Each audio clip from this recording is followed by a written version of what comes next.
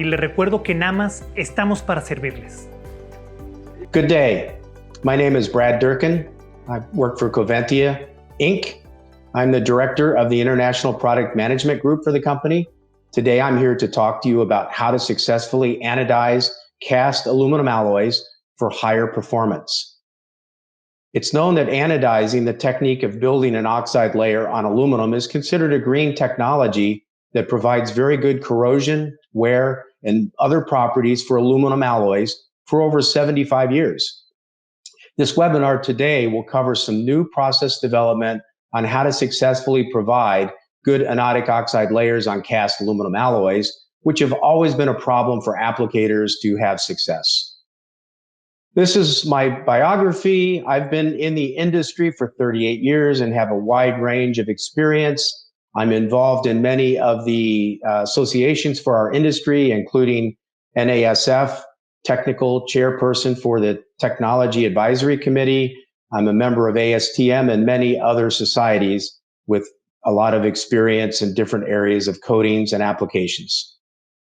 This webinar has a lot of credits to many people at Coventya who share in the contents of what is here and continue to work to provide very good process systems for our customers. Our research and development team in Turkey and the deployment team in Europe have spent the last 3 years developing this process to be able to successfully process cast alloys with anodizing oxide layers.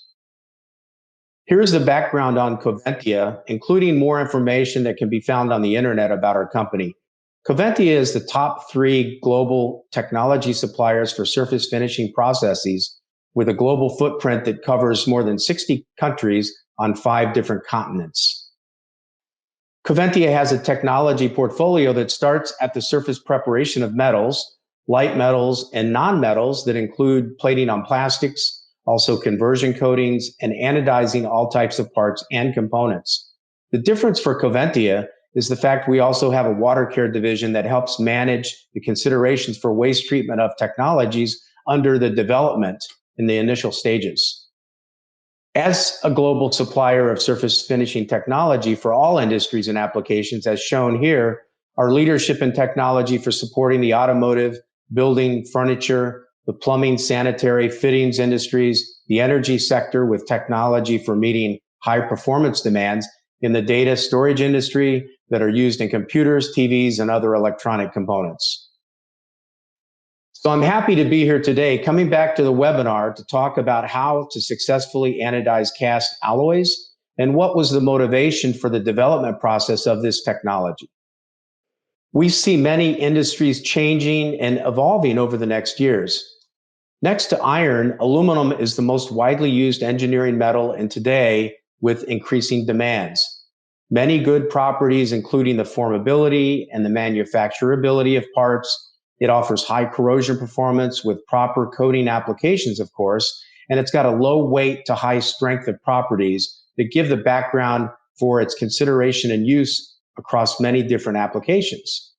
For meeting many types of high corrosion performance demands, the proper preparation for any coating application is critical for the success for the wrought alloy types, but also especially important for cast alloys, which is the consideration today when we talk about anodizing. The growth of the use, especially in the automotive sector, is expected to be increasing through 2025 because of the need for reduced weight in these vehicle systems. Over the next decade, North America alone is expecting a 39% increase in the use or the consideration of use for many different types of applications. Especially with the electric vehicles, EV vehicles, the growth of that market demands lightweight options instead of the use of steel because the battery systems offer a lot of weight to the cars that must see reductions in other areas. This slide is very interesting because it shows where aluminum comes from and why does it offer so much important significance. Well, aluminum comes from the mining from the earth of a mineral called bauxite. The bauxite minerals are then converted to alumina oxide, and then it is melted into aluminum metal, which is cast into aluminum ingot bars that will be turned later into aluminum alloys. Going from metal to alloy, once the aluminum metal is cast into ingots or bars, they are shipped to process foundries or other part manufacturers. There, they are remelted so other metals can be added to them that provide the wide range of engineering properties. The addition of the metals create the different types of aluminum alloys that are used on all types of industrial applications. The type, the blend of the metals added determines if the aluminum is considered a wrought alloy or a cast alloy, which is an important reference to the way that the parts are made. Wrought alloys are made into bars and other shapes, or even coils of flattened, rolled up aluminum. Cast alloys are just that. They are put in the casting process to make the parts. Later, we'll discuss how the casting process does have an influence on the surface finishing processing. The metals that are added to the aluminum provide the final set of properties that they can achieve, but the metals added do have other important considerations in surface finishing applications. That's what makes it difficult for applicators in many cases. You can see, in addition to aluminum, the primary alloy constituent in the highest concentration determines the type of alloy that's referenced. For example, by saying 2000 series, we see that it contains higher concentrations of copper. Or for a 5000 series alloy with high magnesium. Again, these metals provide a range of strength or other engineering performance properties that are important to the alloy. But all these different alloys have defined properties and uses for many applications. Generally speaking, the wrought alloys, as shown, are much easier to surface finish with plating or anodizing or even conversion coatings compared to cast alloys, which offer difficulty. As shown, cast alloys offer many engineering benefits over the wrought alloys. They continue to offer low cost to produce, high production output of complex shaped parts, and that's why they're often used in high manufacturing applications. But they are difficult to surface finish. The silicon and the copper metals added to make castings must be taken care of in the processing before anodizing. The casting methods used to make the cast alloy parts also have a significant impact on their performance, but generally they're more challenging to process in surface finishing, and that's why we have difficulty. That's why we've developed processes that deal with the cast constituents. So depending also on the casting method, will give a high surface roughness or even greater porosity of the cast alloy. And so that offers additional challenges when we talk about surface finishing technologies or methodologies that are needed for successfully anodizing these cast alloys. As shown here in the photographs, all types of lightweight and complex geometry parts and components can be easily manufactured using casting methods or casting alloys that meet functional and decorative types of performance applications. What makes it possible to create such complex shapes? Well, that's the next question that we must answer. Silicon is added to cast alloys for allowing better casting of parts, components, and for manufacturing complex configurations. Its concentration will vary depending on the type of cast alloy, but also the casting methods that are used to make the parts will also change the nature or the shape of the silicon at the surface. This, generally speaking, provides one challenge in surface finishing cast alloys that we must overcome. But remember, please do not confuse silicone with silicon. The E in the name does make all the difference in this case. Remember, silicon is an element on the periodic table, while silicone is a chemical compound. They are not the same.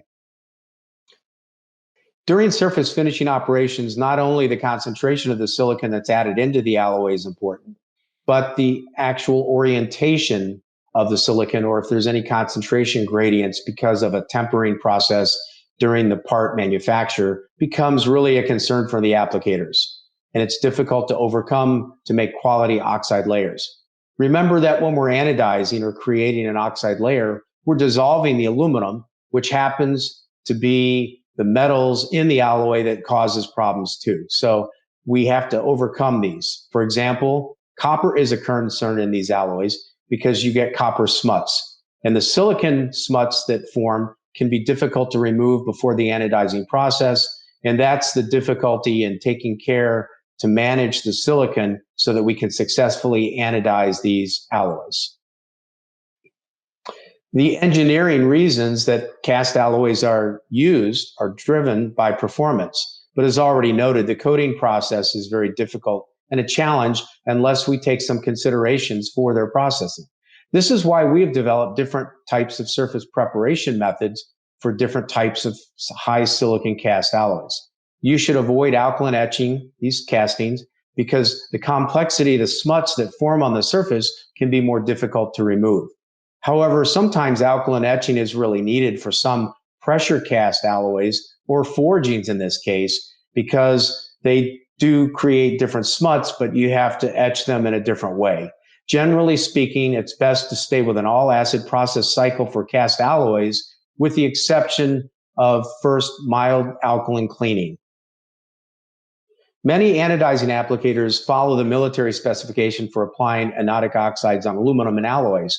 The specification MIL A8625 recognizes that there are issues traditionally in trying to process cast alloys in their section 3.6.1.1, as it references cast alloys there.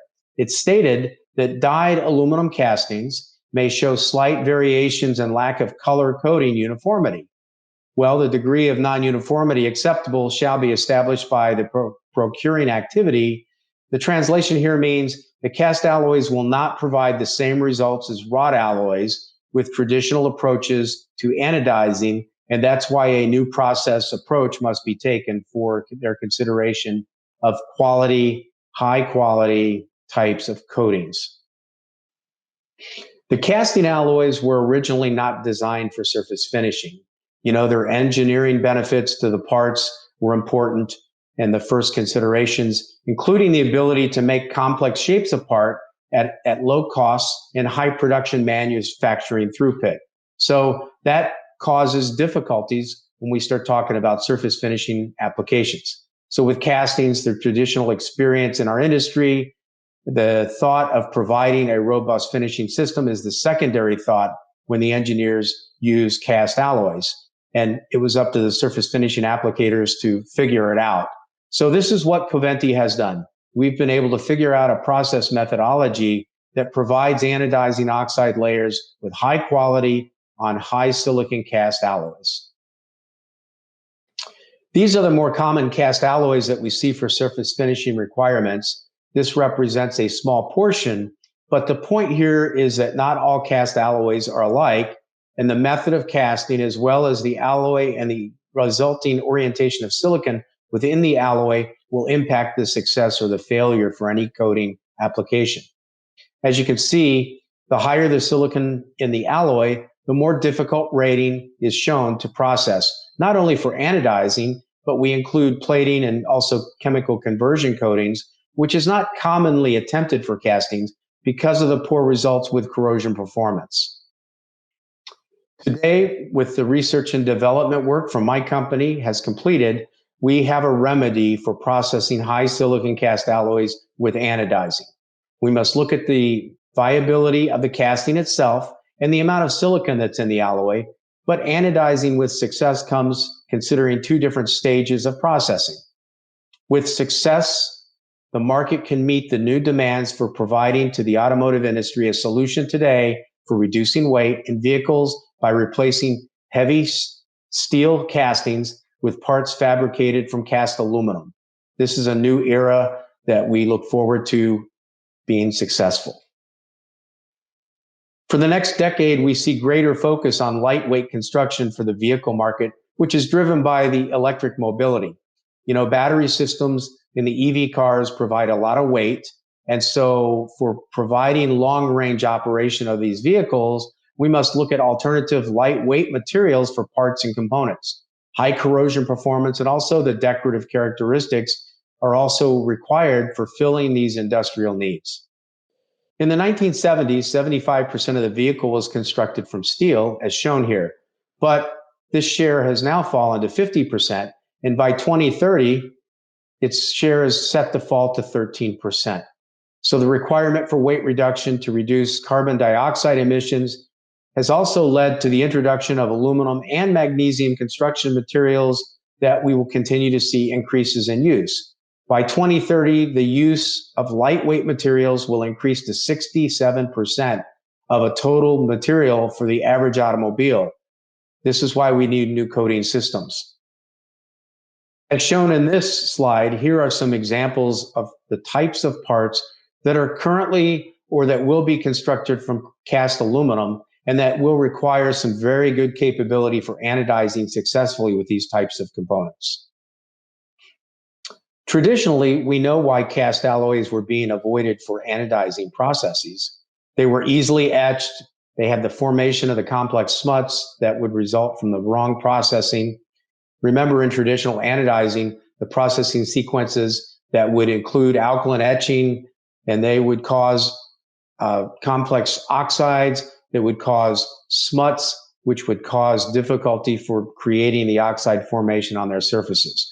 So we've had to develop special types of alkaline etching formulations, also acid etching formulations for these.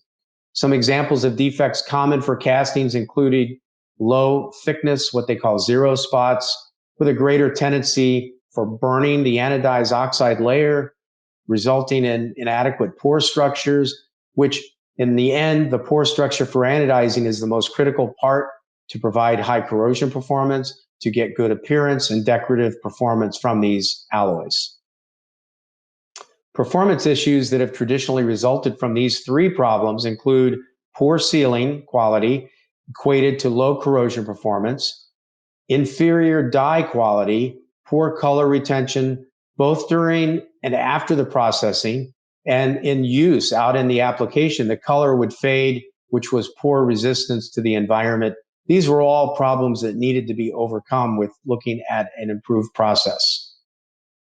In the next part of the webinar, to understand how the anodizing cast alloys work, we'll do a quick review of some anodizing basic principles so that we can understand how these processes will work.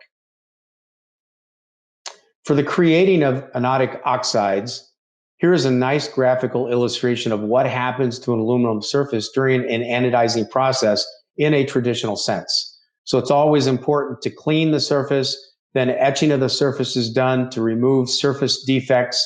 During the etching, the alloy element smuts form. This is the difficulty with cast alloys and the reason why desmutting the surface is very critical for allowing the anodizing process to build the proper oxide and the pore structure. The sealing process for the anodized surface is very critical for corrosion performance. If the anodic oxide is going to have a color, then the dye absorption, provided the color, is a critical part of the sealing process. In comparing anodizing versus plating, for the creation of the anodic oxide layer, it actually involves dissolving the aluminum while also creating the oxide layer into the aluminum. This is much different compared to plating or a conversion coating that provides a coating over the aluminum. The oxide also has a greater volume or dimensional growth. So both types of mechanisms work. Dissolution of the metal, then growth of the oxide, which is important for the part dimension. If you have to worry about reworking parts, the stripping and rework poor quality anodized parts has many dimensional considerations. So getting the anodizing process right the first time is a critical success point of doing the process properly. Here is a roadmap for the anodizing process for aluminum. Considering cast versus wrought alloys, the etching chemistry, as I said, is very important and critical, and we must have a different approach or a special type of etch chemistry. For cast alloys, using an acid conditioning and brightening with acid etching is very important, while trying to avoid using traditional caustic etches, which create complex smuts on the surface. The desmutting chemistry also must be sufficient and designed into be removing the complex smuts of copper and silicon. Without doing this properly, the creation of the anodic oxide will not be formed properly, and we will have inhibited surface thickness, which causes all kinds of different problems. That will be discussed more in the webinar. When talking about type 2 or type 3 sulfuric acid anodizing, here are the typical operating conditions for the process of creating the oxide layer shown on the screen. Wrought alloys are processed with relative ease and anodizing applications. Paying attention to the operating parameters and using the correct chemistry electrolyte is shown in the desired properties of the resulting layer will give you high quality coating. So excellent performance for the intended application. When we talk about the hardness, wear resistance, thickness, the color, stability, as well as the surface smoothness, amongst other properties. As shown in the slide, for anodizing aluminum, there are many beneficial properties that result. But it's important to remember that a key difference to plating is that the anodized oxide coating becomes integrally bound into the aluminum metal substrate. It's unlike paint or plating that requires a different type of bonding mechanism closely related to the surface. Today, anodizing offers a green coating application, and it's recyclable and generally considered safer for health. So there are many benefits for having a successful anodizing oxide process for cast alloys. So next in the webinar, what are the challenges for considering using cast alloys for anodizing? Well, OEMs and tier one suppliers want to use cast alloys in part and component applications. They are less costly because of the high output of part production. They can create complex shapes with many types of engineering advantages, but the ability to provide a high quality, performance-driven coating has not been really achievable until now. So Coventya accepted the challenge 3 years ago to provide a robust process for anodizing cast aluminum while also targeting these high silicon alloys. So let's see how to overcome the challenges of providing high quality anodizing for this range of alloys. So how to anodize cast alloys successfully? Well, the output for this comes in 2 stages. The first stage is to re-engineer the thinking and the application of the cleaning and preparation of the cast alloy substrates. It's very important to avoid creating complex smuts that are difficult to remove from the surface. The fact that the formation of the anodic oxide process dissolves aluminum, but also grows dimensionally into the aluminum must be an important consideration for the final roughness specification or the brightness specification of the coating itself. This is why we've developed surface leveling and brightening components, but these are also reasons why there are many options to the cleaning and the preparation of cast alloys prior to anodizing successfully. The second stage is to optimize the sulfuric acid anodizing electrolyte, and this is done with some new additives that are incorporated into the solution that provide a range of benefits, but primarily focused toward creating and developing a pore structure that is similar to what we can easily create on the wrought alloys, while also limiting the attack of the sulfuric acid electrolyte on the casting alloy, which is detrimental to the formation of the proper anodic layer.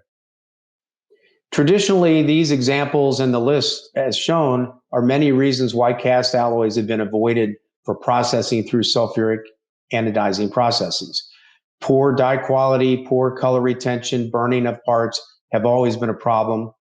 It's actually the high silicon that causes the anodizing to have these tendencies for burning or low thickness spots that cause coating performance issues. So the ability to process to overcome the impact of the silicon in creating a thicker anodized oxide was the target for success.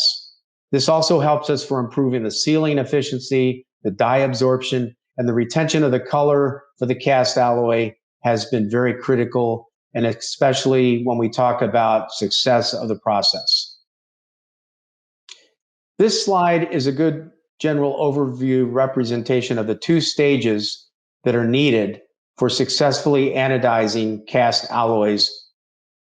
In the first stage, we've introduced a new surface acid preparation process that demonstrates some improvements with the removal of the silicon intermetallic zones that exist in the layer and throughout the surface.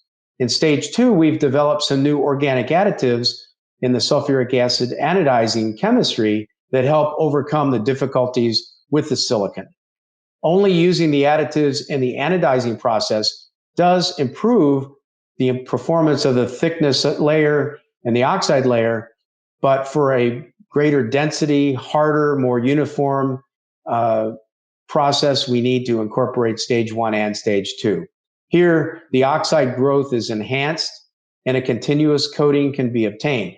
The silicon intermetallic particles are activated in the stage 1, and then the chemical potential of the surface is changed.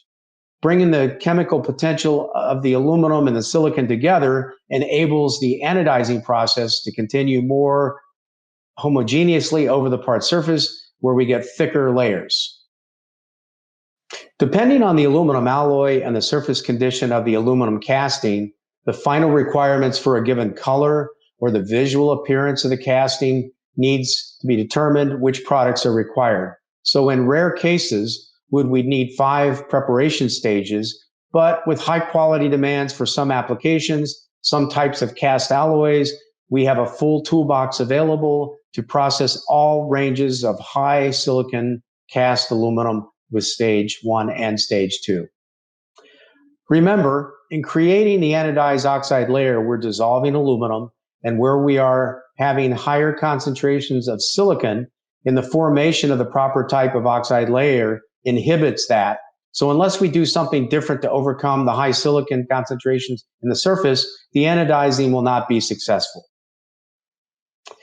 As previously noted, cast alloys must have a different approach compared to wrought alloys. The casting quality plays a very critical role in the success of the failure. We must avoid traditional alkaline etching chemistries, and the desmutting choices that we use are critical because the complexity of the cast alloy smuts are going to be different than they are for wrought alloy smuts. Some pressure cast alloys require alkaline etching considerations, and compared to gravity casting, we tend to favor acids in that particular application.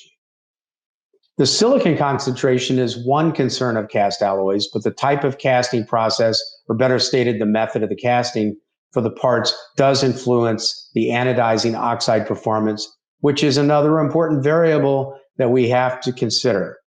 We have some data later in the webinar that will demonstrate the impact of the casting type on the performance of the oxide layer. For more focus on the functional anodizing applications, those that don't require high brightness, high color surface finishing, we have less steps required in stage 1. But where there's a greater focus on decorative appearance, performance related to decorative appearance, we have more steps required for stage 1 processing. The right surface preparation choice becomes very critical to account for the silicon in the alloy. The acid conditioning step helps to change the condition of the silicon, and it allows the anodized oxide growth to occur at 30 to 40% increase in thickness versus not using the application of the acid preparation step. We have developed these new acid treatment activations applied during the processing that helps to manage the silicon in the surface layers by decreasing their size and their shape, and it allows the anodized to grow more uniformly, but also without causing the formation of the complex smuts on the surface. So the deoxidizing step is simpler and more straightforward to have success. As shown in this slide, with the anodizing of 10% silicon with success, the importance of stage 1 steps are considered. In the top example, the traditional cleaning with a non-etch cleaner, brightening chemistry, and desmutting followed by the anodizing does not produce a good result after 800 hours exposure to neutral salt spray. In the bottom right photo example, the important incorporation of the special acid activation step manages the negative impact on the silicon and on the surface, and the result here is that there's no corrosion after 800 hours of neutral salt spray. That's why we say that stage 1 and stage 2 considerations are very important. For stage 2, once the proper preparation considerations are implemented, the creation of the anodic oxide takes place with improved efficiency. So let's talk about some of these details. One of the initial problems in the development of a successful process for anodizing the cast alloys, it was our ability to actually see the differences with the pore structure.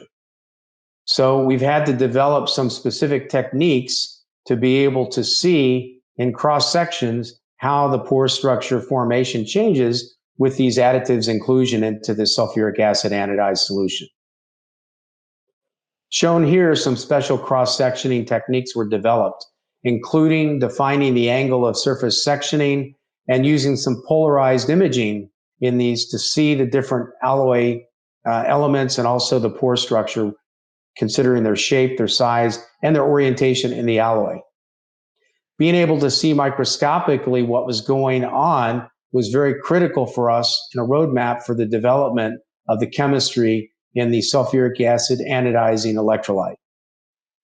The additives we designed to work to modify the oxide microstructure by increasing the number of smaller pores, packing them in a tighter, more consistent order, offers better defined, more homogeneous, uniform structure.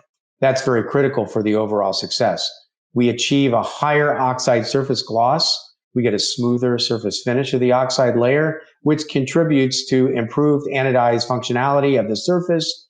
That includes wear performance, hardness, and surface finish, including the brightness and the smoothness. The additive system helps to control the aluminum dissolution, and it minimizes the attack, which is very critical to avoid complex smut formation during the formation of the oxide anodic layer.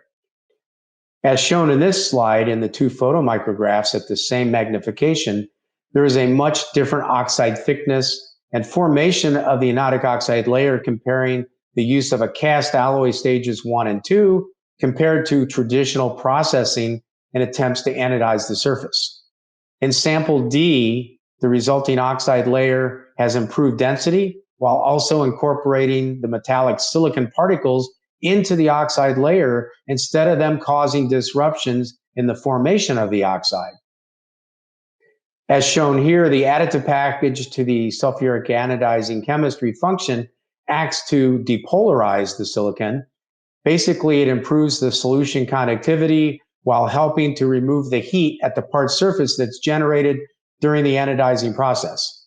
The result seen here in this electron dispersive energy spectroscopy mapping technique of the cross-section of the aluminum oxide interface shows how the destabilized silicon intermetallic particles now become incorporated into the oxide layer instead of limiting the formation of the oxide, which would normally occur without using a stage 1 or a stage 2 cast alloy approach.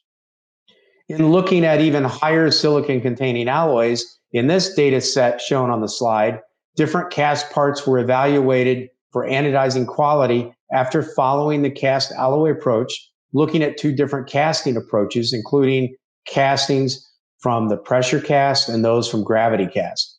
As the data shows, the impact of choices for stage 1 and stage 2 will have on the oxide thickness and the hardness. As shown in the red box for the 10% cast alloy case, including only the additive package to the anodizing solution, slightly improves the ability of the oxide to form a thicker layer versus the baseline attempt without the cast alloy approach to the anodizing process. In this slide, we're showing a cross-section photomicrograph of a 10% silicon intermetallic cast alloy that doesn't have any special processing. So you can see on the left side, the anodic oxide can only reach 2 to 4 microns. For the right photomicrograph, the cross-section shows an anodic oxide from 12 to 18 microns simply by incorporating the stage 2 processing with the additive package for the anodizing electrolyte. In the case, we see up to 5 times greater oxide thickness compared to using no additive at all.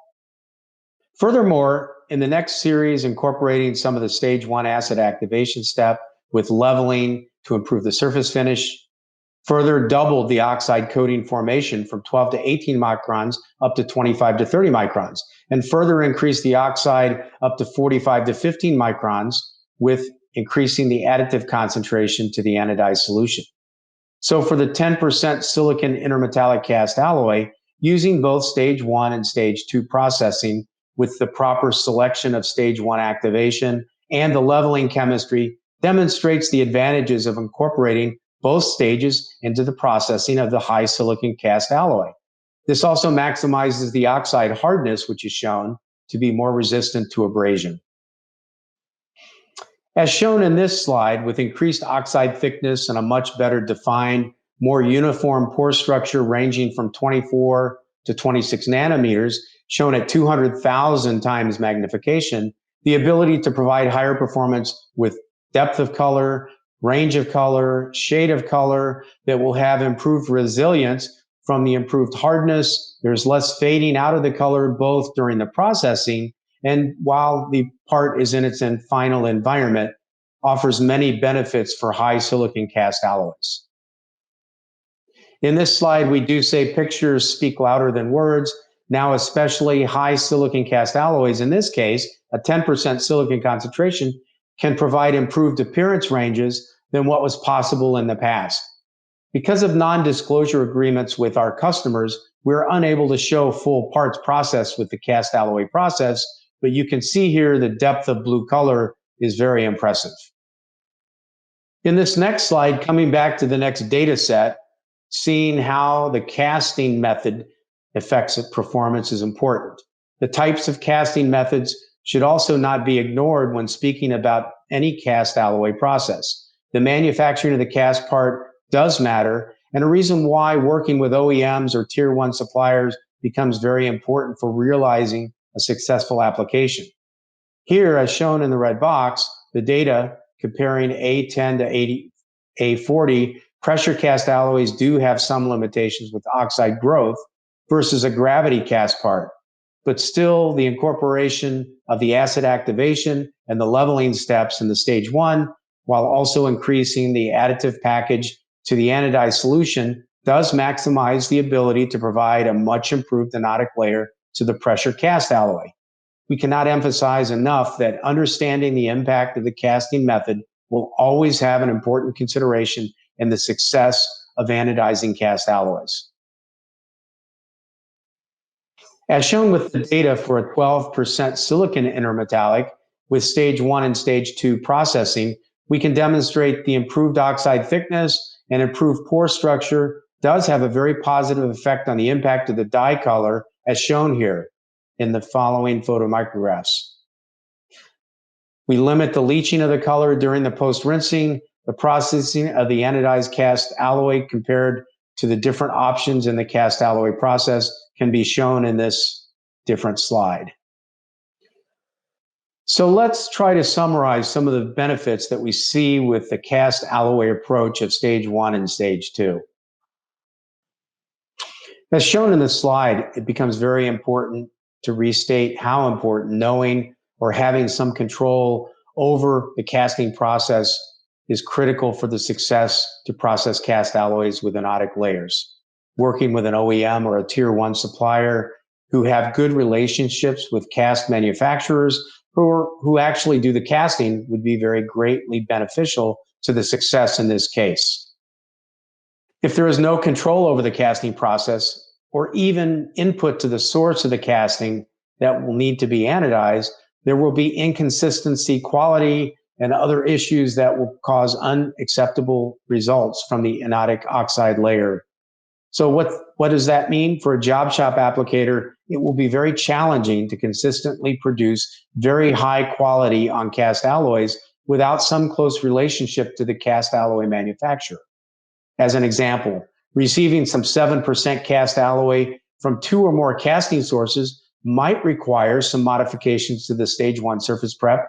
And as shown previously, there might need to be some additions of chemistry to make the process more successful. This is why consistency of the castings are critical to the quality performance. Managing the casting manufacturing to minimize variables and provide a greater consistency with the casting surfaces and the casting condition will realize a lot of benefits.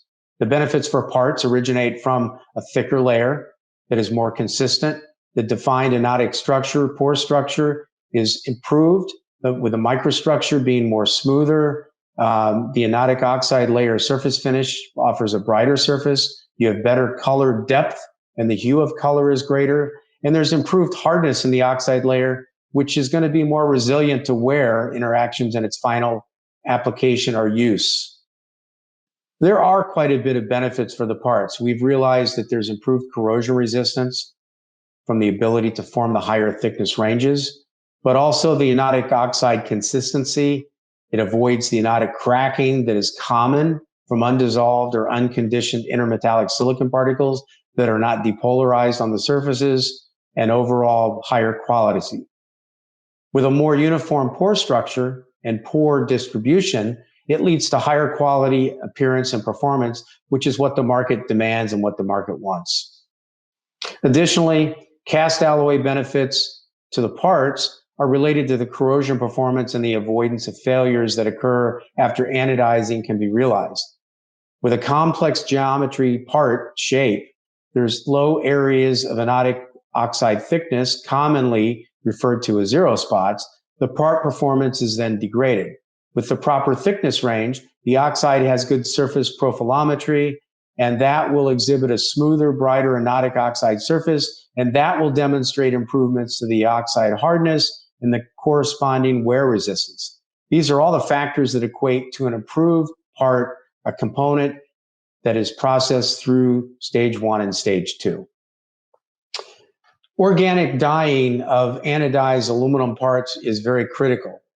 Let's face it, we purchase many things around the home or our office based on how they look, and where a more decorative finish is required, we need to incorporate the full range of cast alloy processing stage 1 and stage 2. The process for cast alloy anodizing provides the ability to improve the color performance, both during the processing of the cast alloy parts, but also when they've been delivered to the end customer or for the final intended end application. As shown here, there's many color benefits to parts incorporating the stage 1 and stage 2 of the process.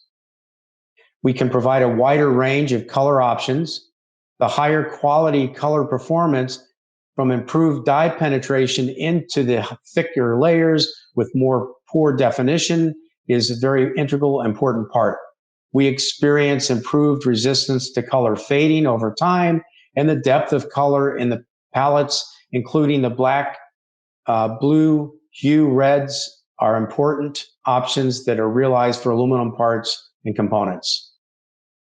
Using stage 1 and stage 2 cast alloy processing improves the sealing performance. The proper sealing of any anodized oxide is the critical part of the success for its intended application. So the sealing steps impact the color performance, but also is important for realizing the best corrosion performance from the anodized oxide coating process. Especially for high silicon casting alloys, higher efficiency sealing improves the performance of the dyes, and it overcomes some traditional problems with the dye process for anodizing. Improvements include longer dye color, retention in service, but also improved dye absorption and less dye bleed during the processing of the cast part is important for the anodizing plant.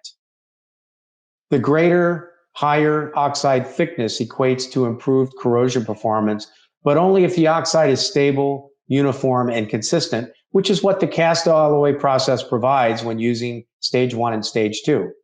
As a result here, we realize improved resistance to neutral salt spray in lab evaluations, which corresponds to improved performance in field applications. As shown for a 7% silicon cast alloy on the right side photo using the cast alloy process stages 1 and stage 2, it has much higher performance after 800 hours of neutral salt spray compared to not using the cast alloy stages. We experience improved corrosion performance over dye-colored surfaces, generally speaking. So in summary, traditionally anodized oxides for cast alloys require longer anodized process times for producing inadequate layer quality, but the cast alloy process allows for normal production throughput, additionally capitalizing on the realized savings of power consumption, reduced energy costs with chilling and other things that we weren't able to discuss during the webinar today. Higher anodized voltages normally required for cast alloys have much less burning tendency with the process, resulting in less rework, improved layer integrity, and overall increased productivity. Post-sealing and dye absorption coloring processes are easier to manage and control. Cast alloy process now allows OEMs, captive manufacturing, job shop applicators working with tier suppliers the ability to anodize with confidence and good performance high silicon, high cast aluminum alloys. Our team is happy to work with you on developing your application for considering the use of high silicon cast alloys. Well, we've come to the end of the webinar. Thank you for attending today. I'm happy to direct you to the right resource in our company to provide parts or more information that would be beneficial for your application. You can see my email address here. Please send me an email if you'd like further information. Again, Brad Durkin, Coventya, thank you very much for attending today. Take care and goodbye for now.